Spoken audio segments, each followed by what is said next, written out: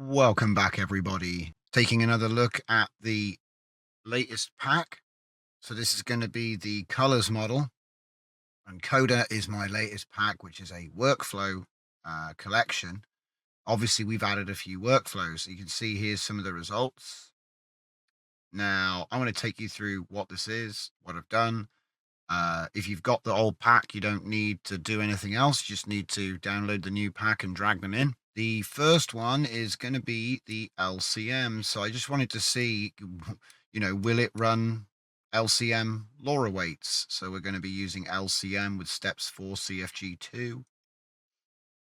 I'll give that one a run. I've got the IP adapter disconnected right now, so don't worry about that.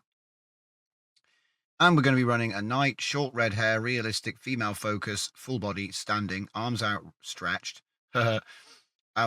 ornate or gold plate armor. So this is the same one as Baroque chest plate. This is the same prompt that we use for T-pose. Okay. And that is giving us this. And for LCM, that's not bad. All right. Now what I've done is I've generated 4 of those and then I've put them in here. All right. In fact, I think these were actually generated without LCM. And then what we're going to do is we're just going to hook up the model and go again. I believe the seed is on randomize, so it's not a direct comparison, but it's fast at least at 4 steps. And as I said, for 4 steps, 6 seconds, 1024 by 1024.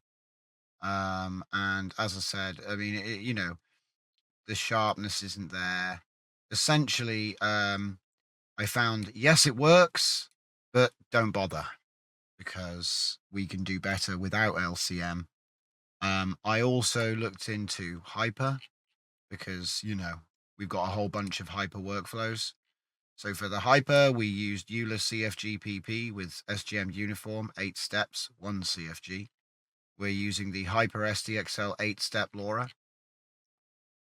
So first things first, I will just reconnect. So we're just basically bypassing all of the control net so I can show you what it looks like without the control net. So this would be hyper. And again, that's pretty good for hyper, to be honest. It's a little bit baked. But as I say, you can just reduce the steps. I think I went down to 6 and it was a little bit less baked. Still kind of overtrained SDXL or kind of a little bit baked 2.1 sort of aesthetic, which is fine because, we're using one of them. But we don't need this one either, as I found out. I did add SUPIR, so we'll look at the hyper one first, and you can see a better example of this. So what we've got is we've got the IP adapter in the top. We've got the SUPIR down the bottom, and look, we've got some aspect ratio stretching issues there. Up in the top here, we've actually got a mixture of hyper and non-hyper gens. You can tell because these ones are like really contrasty, whereas these ones have got a bit of blurring going on. So like I said, I threw a few examples up there. We've changed the prompt a little bit, but not a lot. It still says a lady night, female focus, and so on. So let's take a look. Wait a minute. I thought I saw me already did this. I'm going to do this again. All right, let's do hyper first this time.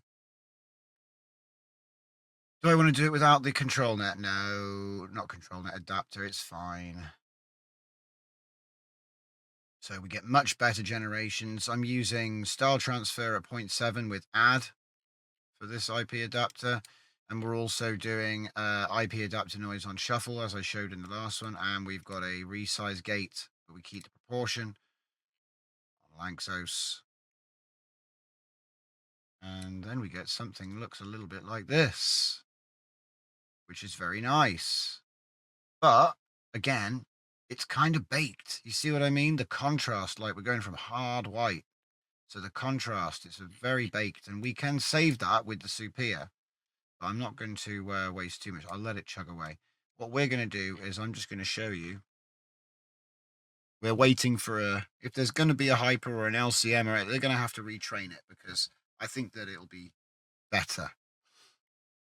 So don't worry about any of that. I also tried loading Loras. You can't obviously load the clip, but you could load the model. And it kind of acted a bit like a textual inversion, really. It was just drawing from the base with the keywords. So I don't know. It doesn't really work. Until somebody figures that out, I think you've got to train new Loras. Nothing to stop you from doing a bridge. So, you know, an SD 1.5 generation here that pipes images into the IP adapter or into an image to image version with the IP adapter. I didn't bother bundling an image to image version in pack 2 because all it is a case of replacing the empty latent image with a VAE encoder. So you drag off the latent,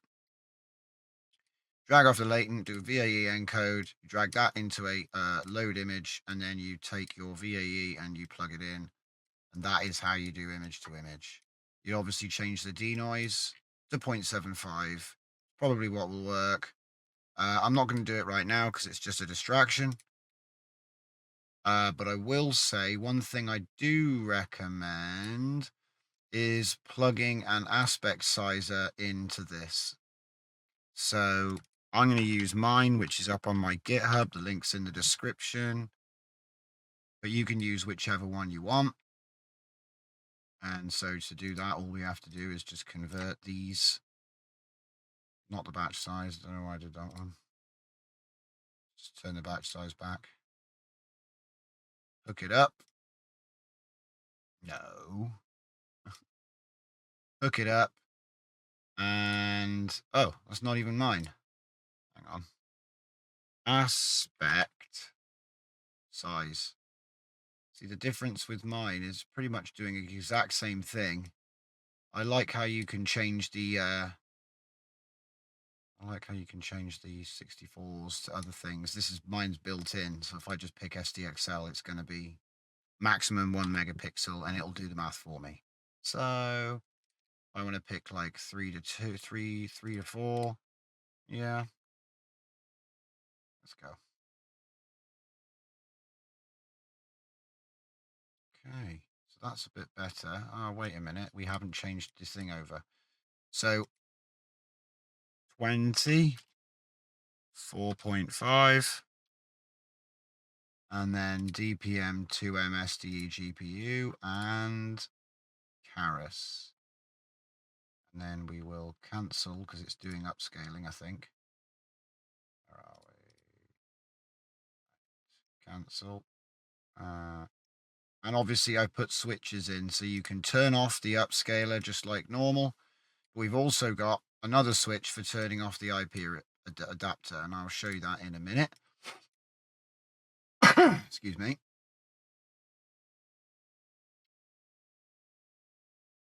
And this is a very quick update because most of the explanation was done in the first video. As I say, check the description. There'll be a link to the first video. And like I said, this is looking quite nice. We have the IP adapter switched on. So yeah, all that's left to do really is just to enable the upscaler now. Now, what I want to do is show you some fun. So what we've done for the last workflow, so the Koda IPA SUPIR V5 is basically the main workflow in this pack release. Obviously, I include all of the other ones for reference so you can see what we've done. But this is the one I want to talk about. So the heart of it is here, where we're loading our back end, putting in our positive and negative prompt. We've got my aspect ratio hooked up to the latent. We've got seed control. When we look at the K sampler, we're not using hyper. It's 20, 4.5 SD per GPU, just like we see. And then for the IP adapter, we're going to be using IP adapter noise on shuffle. We're throwing that into the negative. And then we are doing an image batch of a bunch of size limited, but you know, all kept in aspect ratio. And what I've done is I've generated a bunch of frog warriors in ornate armor, and these images are really nice. I've put them all through SUPIR and then put them back in here. So we've got the highest possible quality references. Okay, and they're really consistent as well. I don't know if you notice, but obviously the patterns do change, but they're similar enough that once we then use this as like a sort of compact, it's almost like a compact Lora because of the way it works. Once we start throwing this through, you'll see what I mean. So we've got it at 16:9.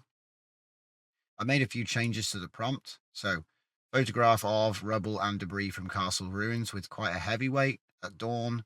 A frog night, so I changed that, was a lady night before.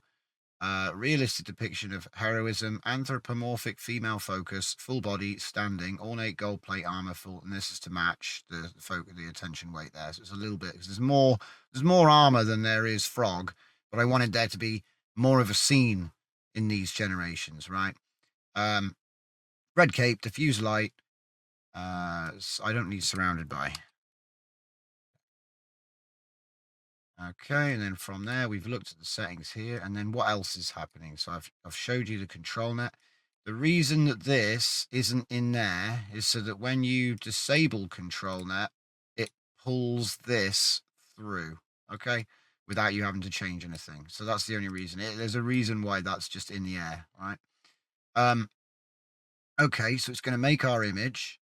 And then when we have our upscale on, it's going to send it into our favorite. This is the exact same SUPIR module I've always used.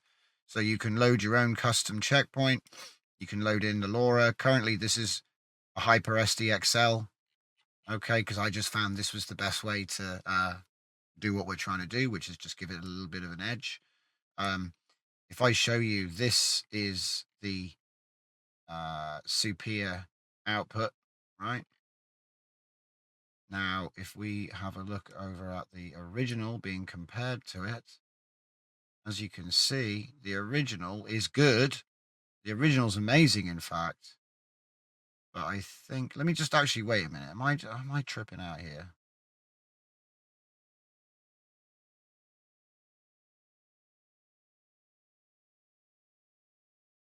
I get mixed up on which one's which. So B is SUPIR. Hang on, I need to check this.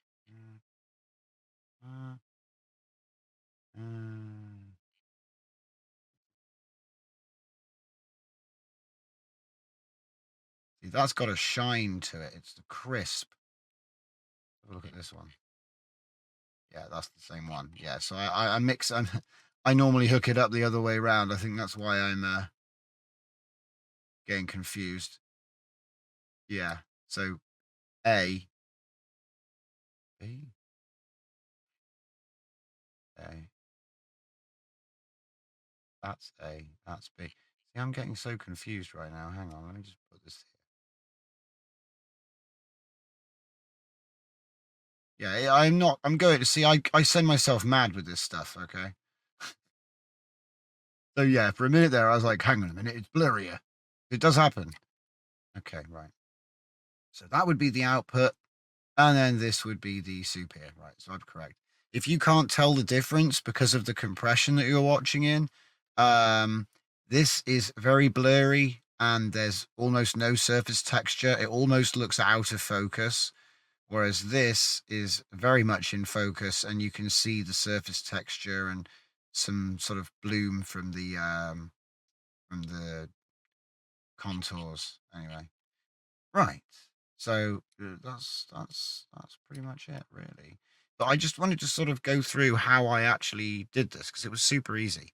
So what we're going to do is we're going to turn both of these off quickly, and then what I'm going to do is I'm going to change it to kangaroo. Okay, because I think I've pretty much got it to the point for this demo where all I can do is I can just say kangaroo, right? Kangaroo night. And obviously we could change this to be whatever we want as well, obviously. But I just want it for the purposes of, and then you get to see exactly what happens. So we've got it on random. So we're going to ask for a kangaroo night. And this is going to look a bit weird. But it might look really awesome. So let's see, because it might, I know it's going to get the head right, but will it get the physique? It's actually not bad. All right, so I'm going to make 1, 2, 3 more of those.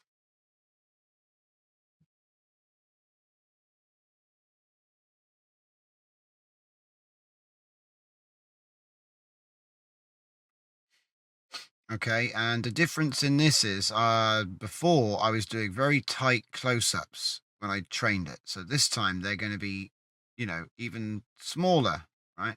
So what we'll do is we will turn on the on the IP adapter, and then I'm going to just pick one of them which I want to be my sort of main composition. So I'm going to pick that one. That's the one I'm going to flip. So it sort of seems to have a bit more control or a bit more influence over it.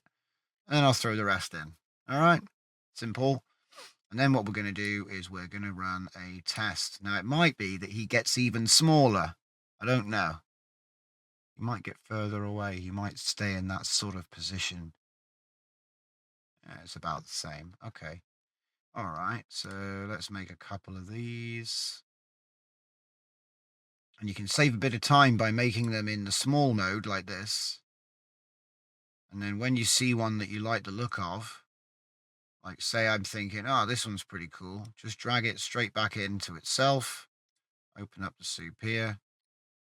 And then run. And it'll remake that exact same image, but this time it'll run the SUPIR on it.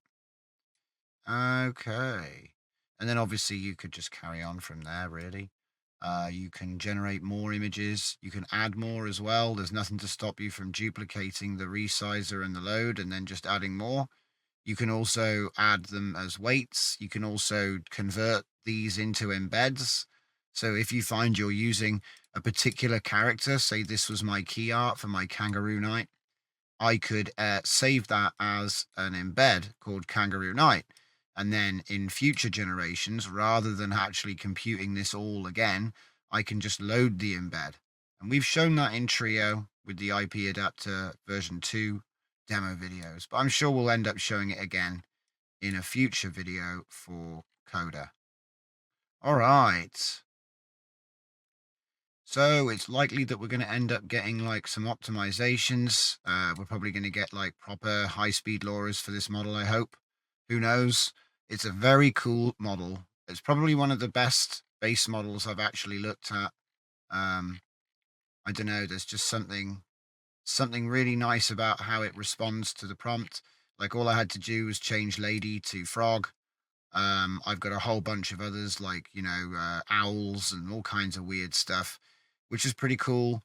It's not always a complete hit, but I haven't adjusted the prompt at all. So I wanted this to be a cool demo just to show you what we can do. But pretty much that's everything. So let's just see if we can get our last image out of this guy. Okay, and then when we go and look at him, see, this was something I identified. When I did a bear, it wasn't very good with the fur. It was a bit blurry and it didn't restore well. Like it's more mottly, kind of mottly. Looks more like a porcupine, to be honest. But it doesn't affect everything. And birds look amazing. I had like an owl. I got him in here somewhere. Let's have a look at some of these before we go. We got like an owl king. And then there he is in his armor. That was very nice. Some really cool images this model can pull off. And I've only just started messing around with it. So it's really nice that we've got IP adapter because you can really sort of draw stuff out of it. I would say I had to do the investigation with all of the like hyper LCM and all this because you never know whether these things can work. Sometimes in the past they have done. I didn't have any negative prompts for all of these images.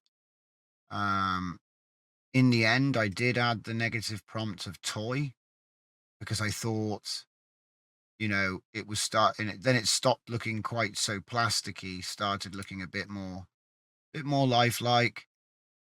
We're getting some weird Battletoad stuff going on. We got some really cool, I think it was around here when I started saying, look, can we not do toys? Even though they actually come out looking a bit better if you do. But the hair, for example, hair on a toy is not hair, it's plastic usually. So That's why you want to avoid that. So that is everything. Just want to go back to the Koda pack. So basically, I've put a couple of demo images in. Some of them will have some prompts there. It's all the same as what's in the workflows. So look out for version 2.